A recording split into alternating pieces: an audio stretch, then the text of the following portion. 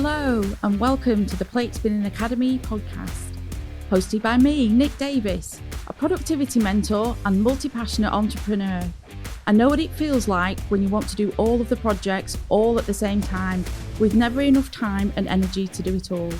I'm a passionate creative who's found my almost perfect blend of business and life that keeps my head motivated, my body energised and my heart happy.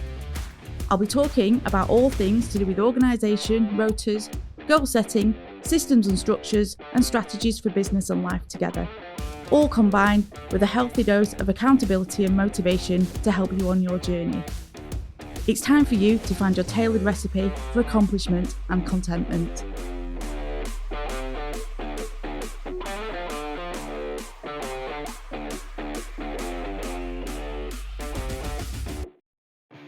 Hello and welcome to today's episode, which is actually a guest episode. I am very happy to be joined today by Dawn Baxter from Beyond the Dawn. Hello, Dawn. Hello. I am so happy that we've been able to do this, and thank you for coming on my podcast. Well, thank you very much for inviting me on your podcast. Now, I'm not that well up on interviewing people, so I thought we'd just maybe have a nice little chat. Yeah. Have a nice little chat about, but if you could maybe introduce yourselves fully for anybody who doesn't know who you are. Sure. I find this really difficult. Yeah, I know. I find the introduction bit really hard because I hate elevator pitches. Yeah. And I've got a bit of a beef with trying to contain all the things into one thing. So, like, what would be relevant to your people, I think? That's what I need to think of. So, I am a multi-potentialite, which means that I'm a crazy person that enjoys multiple different things, lots and lots of different things all of the time, in all of the places. I'm a single mum of two. Mm-hmm. I have enough animals that we could almost call it a farm. And in terms of spinning plates, I spin a lot of plates and I drop a lot of plates. In fact, sometimes I do that Greek thing where I'm like, whoop-ah, and just throw a plate. So yeah, that's me. It's a difficult one to kind of, you know, I don't like those wanky introductions where it's like, I'm a multi-six-figure entrepreneur, like, because that means nothing. And all you hear is blah blah blah blah blah blah blah blah blah blah blah. I think the way that I would look at you and what you're doing is that you are creating complete and utter joy in your life whilst also making a bit of money and employing lots of people and supporting them and helping all the other entrepreneurs that want to do the same thing. Well, that's sweet. I like that. Yeah. I'll take that. Thanks. Yeah, I think there's been a lot of stuff that have happened to me throughout my life that gave me an indication that there was more. Yeah. I always felt like there was more when I was younger. And then I had quite a traumatic event. My dad passed away when I was 21. And it's crazy what grief can do for your belief system. Yeah. And I looked around at my life and decided that actually all of the things that I would maybe have considered to be ambitious weren't important anymore. The only thing that was important was the people that you loved and cared about and the relationship you had with your family and things like that, which I still kind of stand by to some degree. But what I did was I threw the baby out with the bathwater. I decided ambitious stuff no longer necessary because nothing means anything anyway. And what I didn't realise that I was doing was I had totally removed a lot of the basis of joy from my life. All the things that I really enjoyed, all my hobbies, all my creative pursuits. I was also in a relationship that did not give an environment for those things to thrive, shall we say. That was quite diplomatic. Very diplomatic of you, indeed. Yes, very well put. Thank you. So there was all of that kind of stuff as well. And it took until my mid-30s where I realised that actually I've created or I've allowed for a certain lifestyle where a lot of the good stuff has been removed. And I want that back. Absolutely. Yeah. Of course you want it back. Yeah. And ironically, my dad, who was kind of the catalyst for I want to say settling for the life that we're available right now, because all of a sudden gambling was a bit too scary. He would have hated the way that I spent 25 through to 38.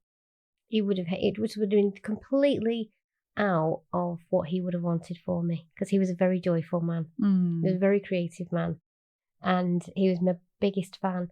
So I do think that that's part and parcel of it. But yeah, you're completely right. I kind of mid-30s realised that the career that I'd been working so hard towards wasn't really going in the direction that I wanted it to go in. Felt very overlooked, very undervalued.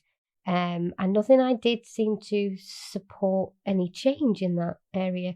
You know, it's a bit like when you're in a bad relationship, loving the person doesn't make the relationship better. No.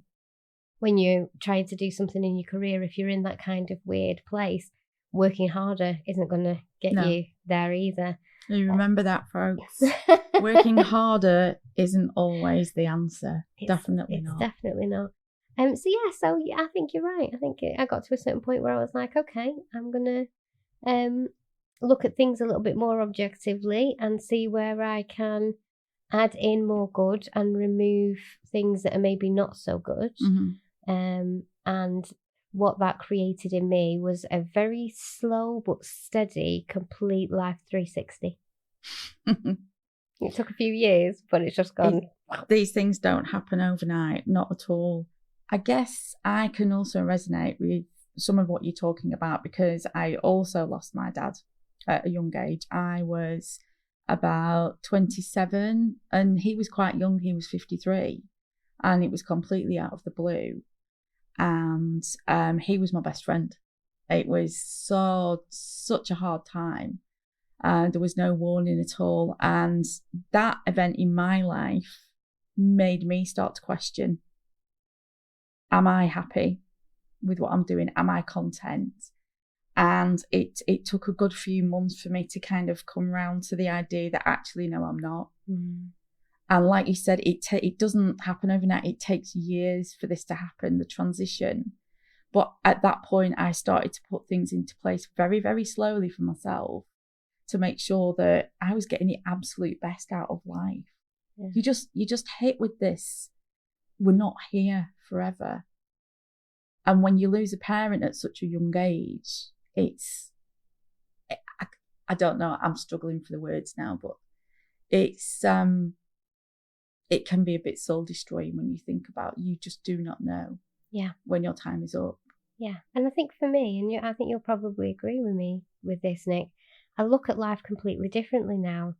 And I don't look at time in the same way, because I think, and this, it's one of the things that sometimes I find difficult when other people don't see this same perception, the same perspective, because unless you've been in that position, of course you're not going to have understood what that feels like. But if you're sat and you know that you've lost somebody, and that loss was enough for you to consider life completely, I mean, that's the one good thing about death, right? Yes. Is that it kind of shines a mirror up to yourself and goes, hey. It's a massive slap in the face. We forget that this happens, right? But now it's happened to you. Yeah. You still have time. It's like the Scrooge story. It's like the gift that you get in losing somebody else is that, oh, but you're still here. So this is what does happen. But you're like, you've just been gifted your whole life again, because you've remembered that we're not here forever. No. So you can actually make a difference before it's too late. You can change your attitude, Scrooge, and have a life, different, because you can change things. You've been gifted what it will look like for you one day, but today's not your day, kids. So it's almost like the harshest of reset buttons. Harshest of resets. But so I look at time differently now. Mm-hmm. I look at the time that I spent in the relationship that I've just had, and I think time means everything, but it also means nothing. Yeah. It means nothing. How are you feeling today? Mm. How's your present moment? There's no future, there's no past, there's just the present moment. Yeah. Like, are you happy now? And that was a massive shift in my mindset, in changing the things that I changed in my life, which ultimately forced the business to change. Not too much, actually. The business was kind of already grown on that kind of idea, but a little bit, like a shift in the business. Because I think also your ego gets in the way. Mm-hmm. There's a difference between wanting to be somebody because you want other people to think you're successful, or wanting to create enough of a legacy that when you're gone, you did something of real value. And I think those are two completely different vibes, you know? Yeah. There's a couple of things there that have kind of clicked in my head when you talk about how are you today? Are you happy today? I remember in my first marriage, it was always very much a case of we're going to sacrifice today for tomorrow. And that went on every day. To the point where it was a case of, oh, when the kids are grown up, we can do this. When the kids are grown up, we can do that. And it's like, okay, but what about now? What about now? And ultimately, we ended up not together before the kids grew up. So that time actually never ever happened. So I kind of think you've got to find a balance between, you know, working towards an even better future every single day, but also find your contentment in every day. Where's your happiness right now? Yeah. And, you know, we all have the off days when we're not feeling great, and that's okay, but don't camp there. Don't stay there. You know, if you're finding that you're living unhappy days consistently, it is definitely time to do something about it. Right. Definitely. I always think about like events and stuff as well, like special events, you know, like birthdays and Christmases and the opportunities that you have to be around your loved ones. Mm-hmm. I find far more significance in those. So I have this big thing now where collecting memories is a thing for me. First of all, my memory is shocking because of ADHD. So I have to document absolutely everything because I will forget stuff so easily. I understand that. It's hard, right? But at the same time, nothing irks me more now in my new mindset, which obviously I'm still growing. Otherwise, I would have found a way to not be irked by this.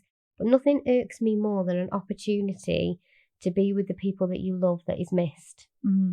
So, you know, like get together, have the dinners, go down the pub, do the things that, you know, I shouldn't really do that because I don't really have a lot of money. You know, I get that it's difficult sometimes to make things work, but there's always a way. Yes. There's always a way to have those special times to open and expand your network to more people, to more love, to more relationships. And that's the things that get me now. Like when there's something and it's important and it's missed, that's a big thing. Because I think about all of those Christmases that I had with my dad. Yeah. That I totally took for granted. And what I would have given for one more. Yeah. You don't realise the people that are around you now, the people that you care about now, you're going to have that feeling about somebody in that circle one day. There is always going to be a last Christmas or a last birthday. That's so it's hard. It's hard. It is hard. So do all the bloody things as often as you can. Yeah. You know, and try not. I mean, I'm saying this. I'm sat here. I am the type of person that loves it when sometimes plans are cancelled. I'm such a hypocrite. But in the main part, especially like special occasions, I like to mark them. It's a big thing for me. Yeah. And I think for those of us that have lost somebody and have that changed perception, we get that. It's not about how many years have passed or whatever. It's about now. Yeah. Enjoying it now. It is, absolutely. But you have got no idea or guarantee over next year or tomorrow. Nobody does. No. Nobody does. And so in order to kind of make the most out of our lives, I feel as well, when you mentioned about legacy, I feel that we are here for a reason. I have a legacy to build. I can see you have a legacy to build. And it takes me back to the very first self-help book that I ever read. And I guess this was just before my dad died, actually. I'd gone back to studying. I was a mature student for a little while. And I was directed to the library to go and read, what was it? Stephen Covey or Covey, depending on whether you're British or American. I always thought it was Covey, but I've heard him called Covey. Okay. I don't know. And it's the 7 Habits. The 7 Habits of Highly Effective People. And then I think there's a series of 7 Habits of Highly Effective Families, kids, whatever, parents, whatever. Nice. But towards the beginning of that book, the first sentence that I read that made me stop and think was, wow. It was, begin with the end in mind. And you're nodding. You know what I'm going to say. And it asks you to visualize. It sounds really depressing, but it's quite an empowering thing to do. It asks you to visualize who is at your funeral. What are they saying about you? Who is there? Oh, it's a deep thing. It's a kicker, isn't it? It's so much so I just kicked the mic. You did. It's I read that and I just sat there and thought, wow. Yeah. That is something I've never thought of before. And I've lost my mum as well. So I lost my dad 2001 and my mum died in 2011. She was only 63, so she was still very young as well. And sadly, both their funerals were very, very different. Very, very different. My mum's funeral, there were very few people there, and it wasn't that emotive. My dad's funeral, there was standing room only outside. It was full.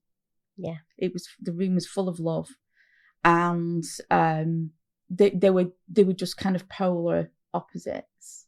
They had divorced long before either of them had passed away, but just seeing the difference in the dynamics of the room at the crematorium made me realize actually there is work to be done here. And why would people just coast through life and not want to make the very best of what we've got with our time that we've got here? Yeah, I do think that it's a strange motivation, and not everybody is born with it. And then some people are born with it, and then some people develop it through their lives, but some people really don't. No. And me and the girls before, we've talked about it. Some people out there are what we call non-character players. Oh, yeah. Yes, I know what you mean. Yeah, and that's just the way that they want to live their life, and that's fine, but it's not the way we want to live. It's not the way we function. Yeah, no, we're built differently, and yeah, it's a crazy thing. It's a crazy thing. I have done an exercise similar to the one that you read in that book. Mm-hmm. When I was doing my positive psychology, I had to do a visualization of me on my deathbed, and I can see it so clearly. It stuck with me. For somebody who's got such a shocking memory, this one really is like... It was obviously relevant. Oh my God. It stuck with me. And I saw this... I was in a lovely bed. It was massive. I was a tiny little crumpled old lady, and this bed was freaking huge. It was great. And I had tiny little curly grey hair right close to my head, like a bit like... Justin Timberlake when he was in NSYNC, Noodlehead. Bit like that, but grey. And I was in this pink kind of satin, plush, lovely bedding. And I was definitely somewhere in America. I had floor-to-ceiling windows with a skyline view outside. I think it must be LA because there was more green than there was concrete, so it wasn't New York.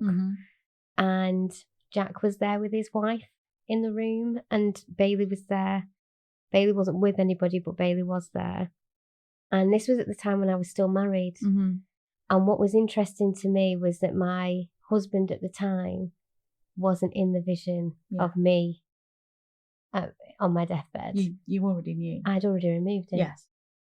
I had already removed him from my future. And this was almost like a guided hypnosis type things. Some of the vision of it comes from your subconscious. So it to some degree, it's it's just, it is unconscious. You're not building it and thinking, oh, I know, like Lego. Oh, I'll put Bailey there and I'll put Jack and his wife there. It shows you what's already going on a deeper level that perhaps hasn't been brought to the forefront of your mind. Yeah. And the point of that was to remind you how little time you've actually got between the lady that sits here on this lovely blue couch today and that little old crumpled version of me who is about to set the world alight with a fantastic funeral that's going to be more like a festival. Yeah. Because I want a Viking funeral, and all the girls and Lewis, they all know exactly what I want. Whoever's left, flower head crowns, flaming arrows. Okay. I want to be on a pyre. Give me a gorgeous dress. On a pyre. You're going to get me with the arrows. You're going to do mushrooms or lick frogs. It's up to you. Whatever you want. Banging DJ and just go mortal. That's what I want. That's my funeral. I'll be so disappointed if that doesn't occur. That is one heck of a visualization. I just had a really naughty joke, but I'm not going to say it. Okay. About what I'd name it. Oh. We'll keep that between us. Okay. So that's, and it's interesting because people don't think about that. People don't think about the end of their life. No. And I think also we've talked before about having empathy for other people. I sometimes put myself in too many other people's scenarios. So, for instance, I went to Rod Gilbert this weekend, and he was talking about his cancer. He's brought out a new show that's to do with him recovering his cancer. And I sat there and I found it very, very difficult not to imagine what it would be like to have cancer. Now, I've never had cancer, thank goodness, and I hope, touch some wood, and I hope that I never have to experience it. But I can't help myself. I kind of, on some level, I live through these things, and that's why I have to be careful with TV and the things that I consume as well, because I'm not good at just watching them as an observer. I put myself in them, and then my brain lives it a bit. That's one of the reasons why I am also extremely careful about what I consume as well, whether it's TV, whether it's my social media feed. Right. I have been ruthless with it.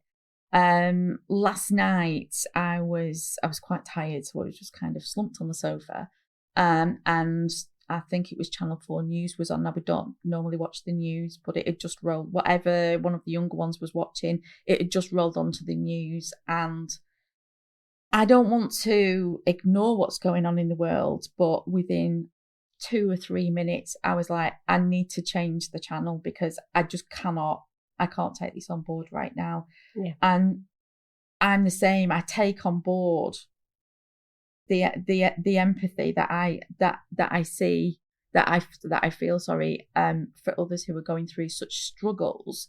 Is sometimes it's too much for me. Yeah. It's not that I don't want to help or I don't know what to do. It's just I'm some days I struggle to just keep myself going. Right. But then what do we do? How do we help? In what way do we kind of work with that? But it's tough because every single bit of advice we've ever picked up, whether it be personal growth or business related information, is that you have to have a certain level of self-preservation before you can help or do anything for anybody else. Yeah, absolutely. But then on the flip side, you get like, don't ignore this, because in ignoring this, you become part of the problem. So, like many things you and I have discussed over the years, when it comes to being damned if you do, damned if you don't, you are kind of... Yeah, you are. Constantly stuck between a rock and a hard place when it comes to these things, because nothing that we would do would ever be enough to change it. And I'm a big believer in just one person can create the ripple effect of change. So that's a hard thing for me to sit here and say. But when we're talking about global politics and things like that, there are so many gatekeepers, so many roadblocks that, yes, can one person be the ripple effect of change? Absolutely. Would that person need a lot of additional support? Yes. Would the people who would need to support them need to be highly motivated and have the exact same view? yes, is the reason why the world's such a tip as it is, because none of us really have the same view. Yes. So it just I seems... can't get everyone saying rhubarb. We're all saying something different, you know? Yeah. It just sounds an impossible situation to be in, doesn't it? And I totally get the self-preservation part of it. For me has been essential. Certainly the last kind of 3 years, I'd say, I have been like, no, take that off my news feed, switch the TV over or switch it off, even to the point where I realised that I was logging into my computer and the homepage was full of this news nonsense. Some of it was, obviously it was topical, but some of it was just utter rubbish as well. And I'm like, I'm consuming this as soon as I log into my computer. So I've changed it now. And it's just this generic homepage and it changes its picture every now and again to something really nice. Oh, nice. Something like a nice landscape or something. But just by removing that homepage that was just stacked full, and a lot of it was clickbait. Just by removing that, I now no longer fear logging into my computer but it's down to me to do that. Yeah, but those little changes that you make will make all of the difference to what we were saying earlier about that daily joy. Yes. Because whether you realise it or not, these are the things that steal and rob from you without your consent. Somebody programmed your computer to do that. I don't know who got paid for that, right? But that serves somebody. It does. There is I was going to say corrupt. I don't mean that. Maybe I do. There is a corporate consideration behind that, in terms of somebody somewhere decided that was the way it was going to be, and whoever makes those computers or whoever sells those computers, somebody made a decision in that company and took some money from somebody to make that the default setting. Yeah. But what does that do to the people who buy the computer? Yeah. And if they don't realise or don't feel that they can change that homepage, then they're being fed that every single day, and you just end up in this cycle of doom and hopelessness. This is when we become a little bit, this is the discussion that I fall back on quite regularly about how we become a bit matrixy. Yes. And we actually end up being some sort of battery chicken fed what we're fed in our tiny little square of the coop. Well, talking of chickens, I'm now thinking about the film Chicken Run, and I am Ginger. I want to get out of there. I've got my spoons and I'm digging I'm digging a tunnel. I want to get out. I do not want to be fed that every single day. Right. So I mean that's the difference. We go back to the non-character player situation. Some people are happy to stay in their little square foot coop being fed the battery chicken basic seed. Yeah. And some of us are with our spoons digging our way out the best we can. I love the analogy of the non-playing character, because I'm a bit of a geek as well, and one of my favourite films is Ready Player One. Yes. Yeah, so it works for you. Yeah. I can't remember what it's called now, but there's another one with Ryan Reynolds that came out. Is it Fallout Guy or something? Fall Guy? I don't know. I've not seen it. I've not seen that one. I'm struggling to remember the name of it. Fall Guy. And it's a very similar kind of thing. But you know, the problem that I have now, and it's not really a problem, this is a beautiful thing, but I've cultivated the people in my life that I really care about are main characters. Yes. Like every single one of my best friends, 2 of them are in this room, you could give them their own series just on their own personalities. Like there's no non-player characters.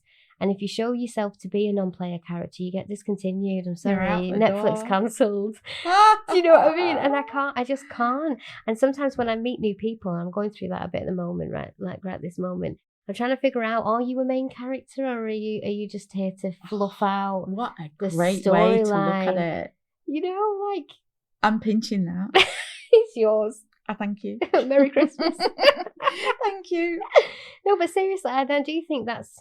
Because every single person that brings something to my life, that adds something to, that I have joyful experiences with, that I love to my core, there is something special that I see in each and every single one of them. And I don't mean it rude, but I used to fill myself with lots of filler people. Not realise that some people are gifts and some people are invoices. Yes. Oh God, yes. You know, totally. if you look at somebody in your life and they're a bill, did you come here in a brown envelope? Do you know what I mean? Because I don't need any more of those. Thank you. I haven't got time for bills and brown envelopes. No. We don't want those through the door, thank you very much. No, because, you know, if it looks like it might be from him, I can't say it. HMRC. Thank you. Them. Then get in the bin. Get in the bin. But you file it under B. Yeah. Or do you? Oh dear. Anyway. That is funny. That is funny. But yeah, it is all about curating our own lives. And like you said, having people in our lives that bring and not take away. Yeah. Yeah. That's, I think it's important to note that not every single person you come across is going to be an absolute epic person. But at the same time, who are the people that you're investing your time and emotional bandwidth with? And that could be in any area of your life. It could be just your normal personal life. It could be your romantic relationships. It could be your working relationships, your collaborations, your partnerships. You know, like, there has to be some sort of evaluation process. But I think this doesn't kick in until we're older. I think I was so, in my teenage years and early 20s, I was so desperate to be accepted by anyone, everyone. Yeah. Really wanted to be liked. I really wanted to be embraced. I really wanted to belong. And it didn't matter who you were. I would find a way to try and be good enough for you so that you would accept me. I think some of this might also have been me masking my neurodiversity. Yeah, your RSD, perhaps.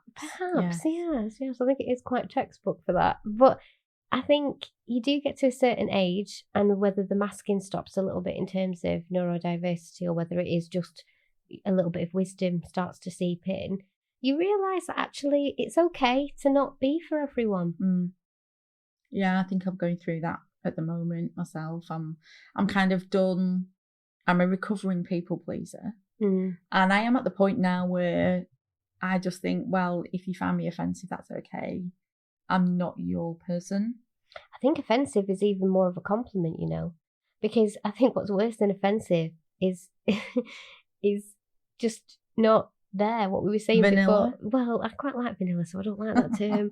But, you know, something like that. A lot of people will resonate with that. Beige. Like, beige. You go and sit on a table and the people at the table are talking about certain things, and you either pick up whether that is of interest to you or not. Yeah. Now, if we sat around a table and people are talking about thoughts, opinions, feelings, you know me, I'm all in. You got a story about your life, I am Dumbo. Yes. Like, I'm all ears. Interesting. Want to hear it all. Yeah. People, great. But if you start at a table, I don't know, I'm trying to think of something that's right boring. The weather. Oh, small talk. I call it froth. Froth conversations, polite. Can't. Hi, how are you today? You might as well stick me on a torture rack. It's the same. It's 2024's version of that Victorian bone splitter. Yeah. Oh, it's for your brain instead of your body. I think when people kind of say, you know, and they do it by default, and it's a bit of is it like a verbal tick when you see somebody? Oh, hi, how are you? And I'm at the point now where I'm going, well, how much detail do you want? Yeah. How am I? As in, I am still breathing. Yeah, I'm okay. Am I truly happy? Maybe instead of having an elevator pitch, we should have a default response for that. So, like, how are you? Devastatingly beautiful. Bloated. Move away. Do you know what I mean? Like, we could come up with a load of comedy responses It'd just be so random, and then we'd know who our people were, depending on whether they were like, oh, fantastic, or whether they've run off in the other direction. Yeah, that's good. That would be funny. I love that. That would be funny. That would kill small talk. It would, and it is small. It keeps people small as well. It keeps people small. It keeps people distracted. Maybe. You know what I find really funny? You're going to love this. You know those people, and I do it. This is the reason why I'm smiling. I do it to my team though, so I think it's okay that I do it to my team because my team need to know. I'm trying to defend myself here, But you know those people that sit down with you and they're like, and then at Monday at 2:30, I had an appointment with the dentist, and the dentist said I need a filling. Oh, wow. Really? And then I had to get my car into the shop for 5:00, and they changed the tyre. And you're just kind of like, why are you relaying your calendar to me? Like, what? Why? It's not a conversation. I'm not your assistant. This is why I'm defending myself. My team does need to know when my next hair appointment is. That's stellar. They're helping you manage your time, and I understand that. But just an example of a few weeks ago, one of the best conversations I had was, so I've gone back into reselling. So yes. I'm on the car boot on a Sunday morning, and I pick up this, I'm laughing, this dinosaur, like it's about 6 inches tall, this silver dinosaur, and it's actually a plant pot because it's got a hole in its back. So you could put like a little succulent or a little cactus in the back. And I'd never seen this kind of dinosaur before. It had a weird thing on the back of its head. And then I sent a picture to some of my friends going, oh my God, how random is this? And one of them messaged back and gone, that is my favourite dinosaur of all time. And the name of it, I don't even know the name of it, but she knew everything there was to know about this dinosaur. And I'm like, it's just a plant pot that I picked up off the car boot. But then we got talking about, she said, I absolutely love dinosaurs. And then she messaged me again a couple of days later with, how much do you want for it? Because I can't stop thinking about it. And I'm like, how cool is it that we've just had a random conversation about dinosaurs? Yeah. And not about the weather. I'm so sick of hearing about the weather. I need to know about the weather. That's fine. If I'm going on the car boot, I will check the weather. But I just cannot. I just switch off with these frothy conversations, and I'm just like, just ask me something meaningful. Ask me something real. Yeah, real. We have some really deep conversations in the office. I don't know if we've had one for a while, but we've been incredibly busy this year, and there's been a lot of, I don't know what we've done, but not just me, but all of us, we've attracted some drama. Oh. It's all right. I actually think it's going to be great. It's been character building for everybody, and there's never been no end of things to talk about.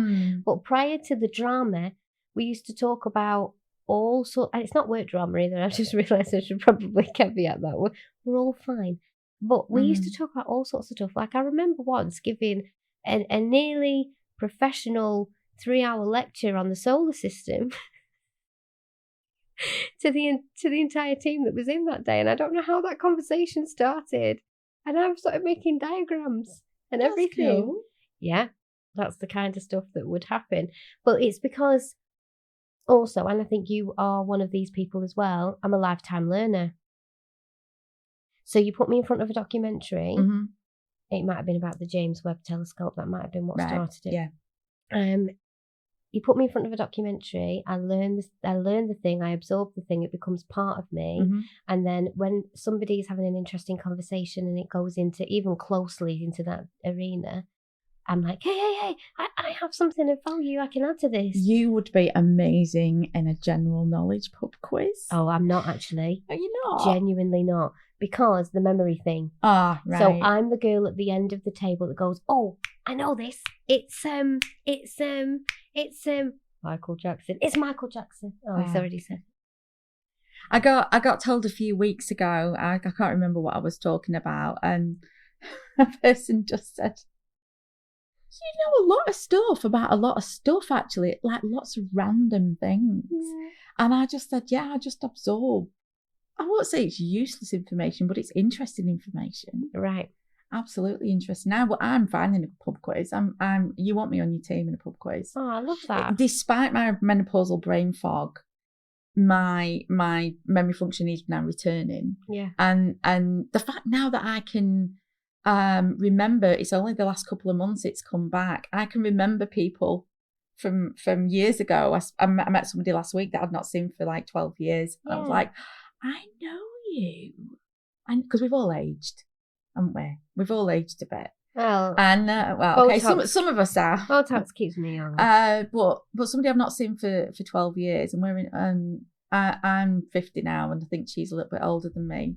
But it's like, I'm sure, I know you. I know, yeah, this is how we know each other. Yeah. And it's like I wouldn't otherwise have remembered that.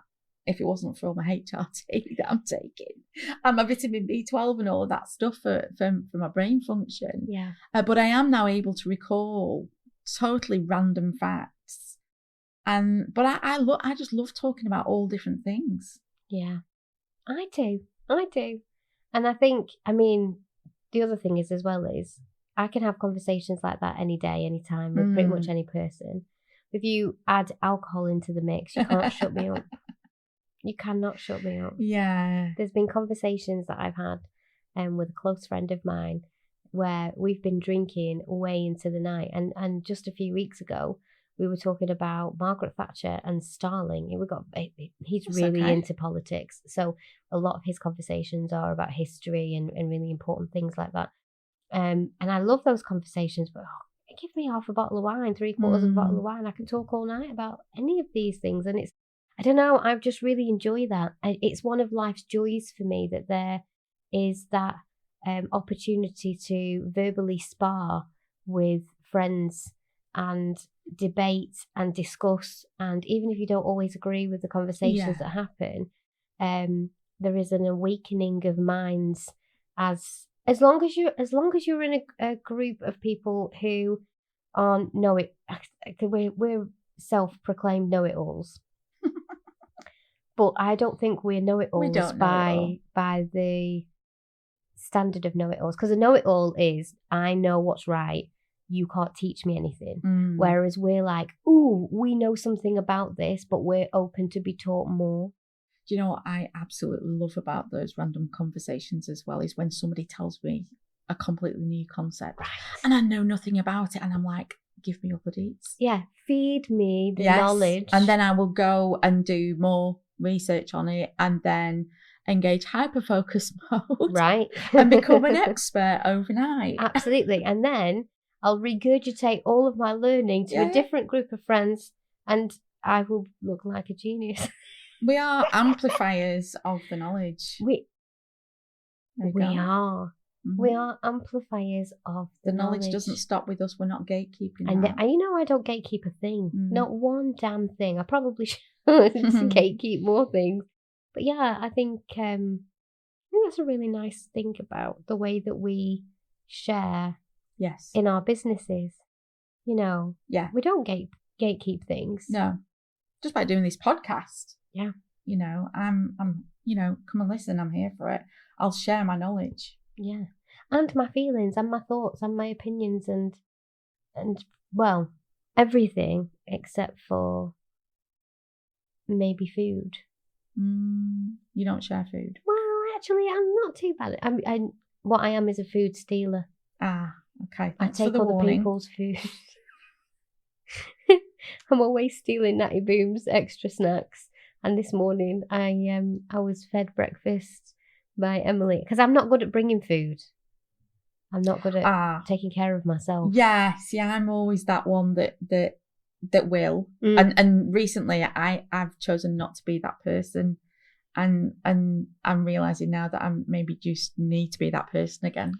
My older sister, Susan, is that person. If we go on a day out, she will have a suitcase with her. Yeah. And one of the most infuriating and yet funny things about it is that we will rag her on having the suitcase. Like, why are you bringing so much stuff? You don't need so much stuff.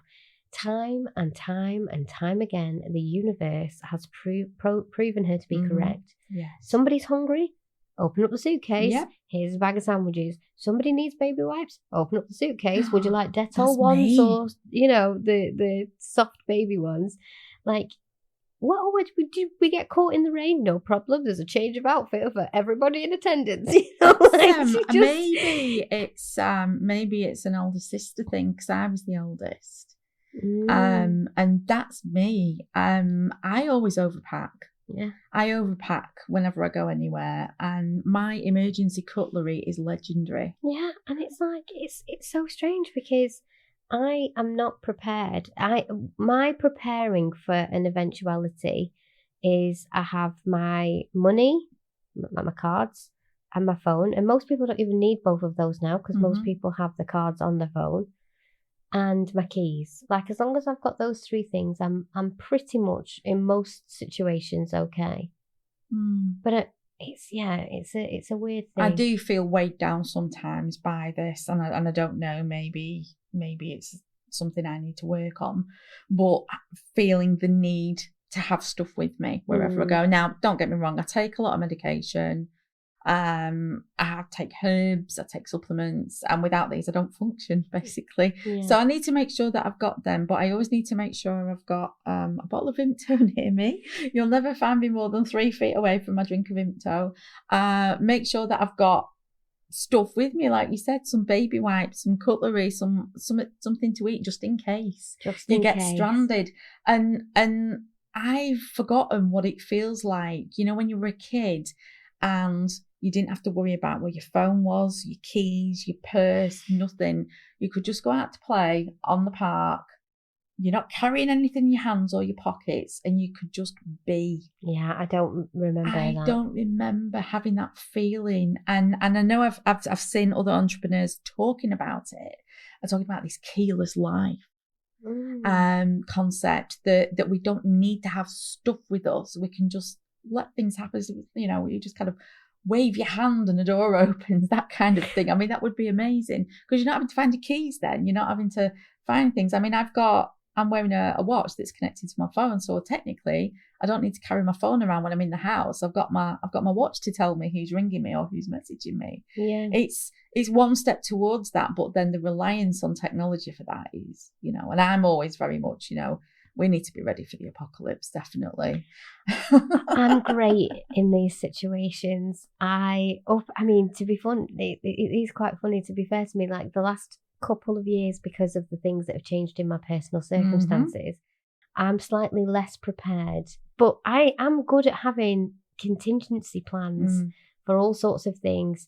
And it solidified for me when COVID happened, just how well I handle crisis. Yeah.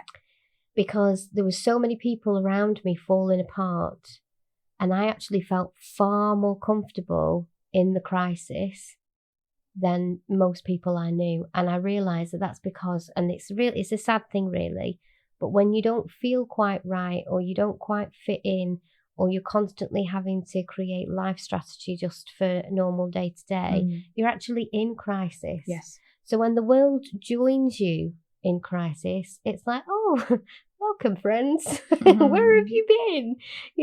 And I think neurodiverse people, it's been well documented. We actually, give us a normal day to day, it's overwhelming, man. We don't like it. Give us a situation like a global pandemic and we're like, right, roll our sleeves up. We know exactly how to deal with this. We become logistical geniuses. Yep. We sort things out. We create different pathways for things to work. I mean, I think you're already aware of this, but I spent the first lockdown, that first kind of 3-4 months when it was really scary, and we'd never done anything like this before, and people just were not getting their head around the fact that we were on curfew and that you couldn't go out of your house unless you were going to the supermarket or whatever. I spent that entire time creating a Facebook group that matched volunteers and poorly people. Yes, I remember. Yeah.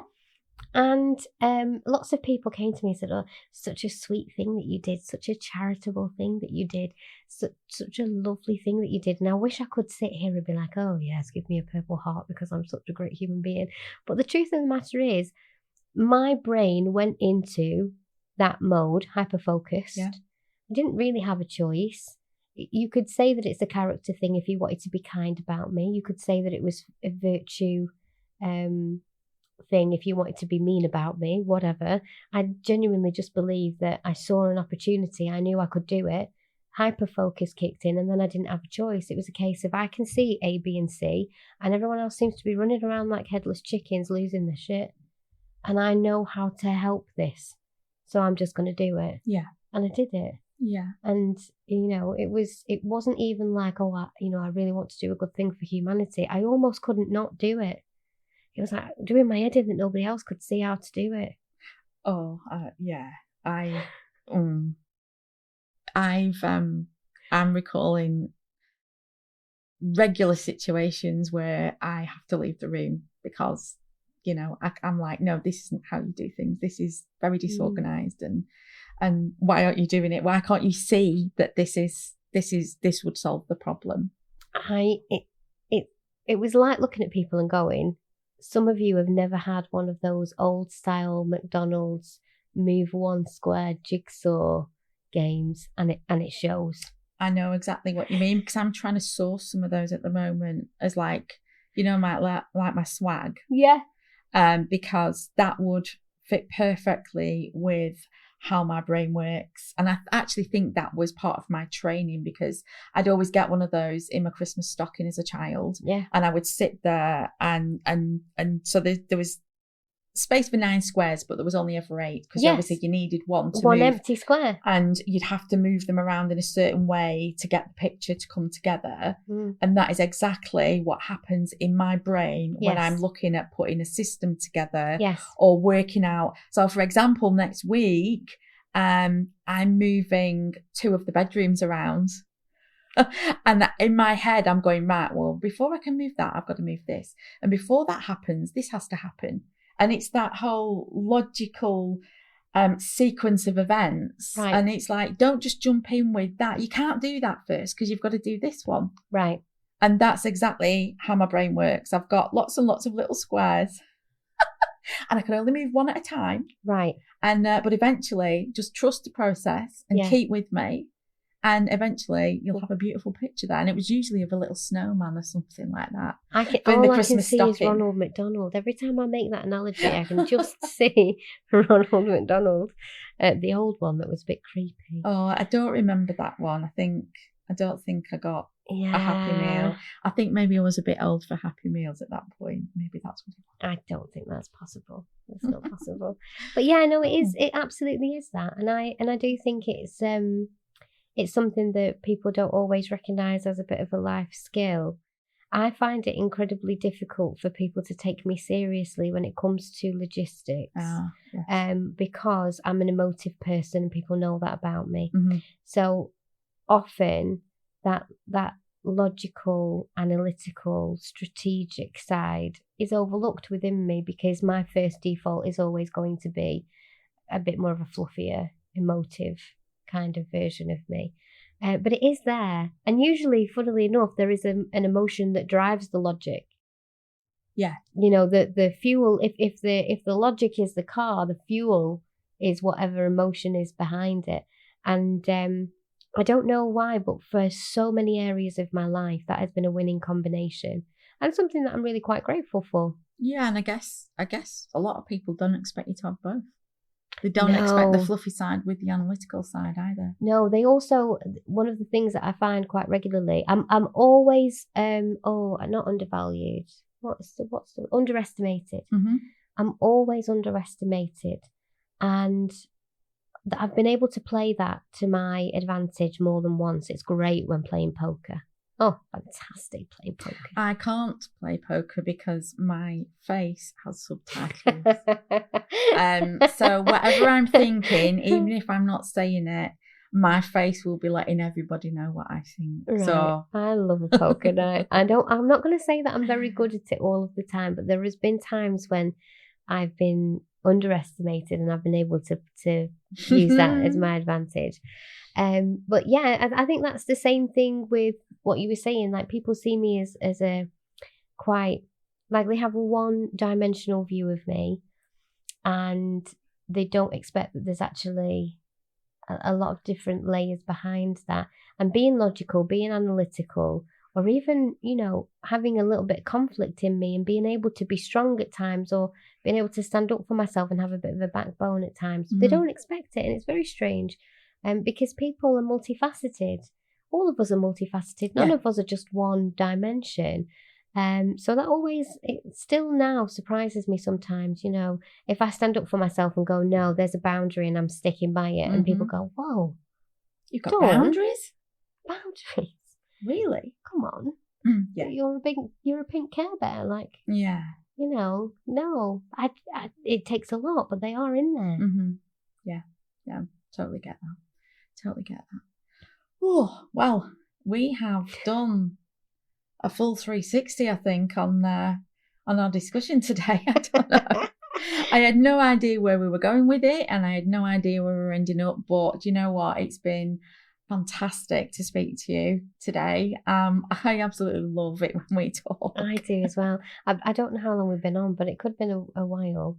It's a little while. When we get chatting, we don't stop. We don't stop. But I think that's good. We've always been able to have those really good, and we've just admitted it. We don't do small talk. No, it's all relevant. It's all. I mean, join us for the deep and meaningful, because we can't do anything else. Yeah. Yeah. Well, thank you very much for having me and letting me chat on your lovely podcast. Dawn, where can people find you? Oh, I'm everywhere. She's in the shadows. Look behind you. I know, I'm joking. I'm all over the internet. Don't Google me. It's a mess. You can find me on Facebook, on Instagram, TikTok, and at all your good local superstores. Oh, fantastic. Okay. Thank you so much. This has been an amazing guest episode. Oh, thank you so much. I can't wait to do another one. Yeah, I'd love that. Okay. Thanks very much, Dawn.